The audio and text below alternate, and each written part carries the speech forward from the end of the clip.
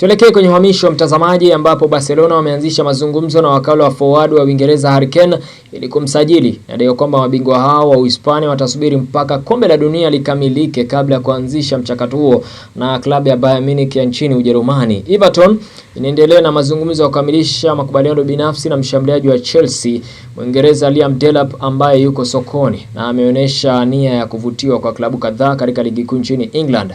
Klabu hiyo ya Hill Dixon inamtazama Delap kwa moja wa chaguo muhimu katika kuimarisha safu yake ya ushambuliaji msimu unaokuja.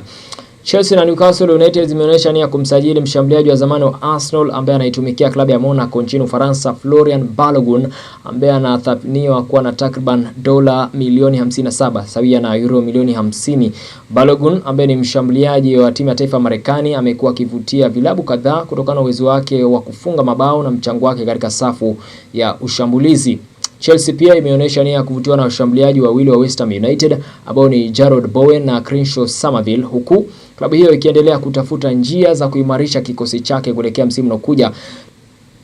Tusalie Chelsea ambapo klabu hiyo itaanzisha mazungumzo tena na klabu ya Sunderland kuangalia uwezekano wa kumsajili kiungo wa kimataifa Uswizi Granit Xhaka. Inadaiwa kwamba Chelsea pauni milioni 8 ambazo kwamba walikuwa wamewasilisha kwa timu hiyo iliweza kukataliwa, huku klabu hiyo ikitaka ama ikisema kwamba mchezaji huyo iwapo atamruhusu kuondoka basi bila shaka Chelsea wanatarajiwa kuwasilisha takriban pauni milioni 30 hadi 40. Kumbukwe Xhaka anakaribia kufikia umri wa miaka 34.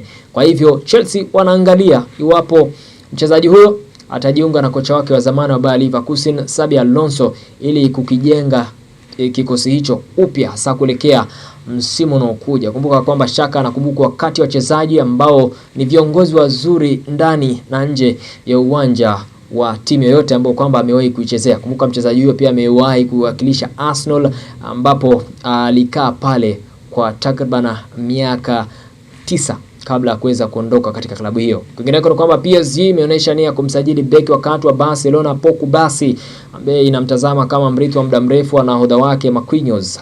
Hata hivyo mpango huo unaonekana kuwa mgumu kutimia kwani Kubasi hana mpango wa kuondoka Camp Nou, huko Barcelona ikiwa imesisitiza kwamba beki huyo kijana hayuko kwenye orodha ya wachezaji ambao watauzwa kuelekea msimu unaokuja.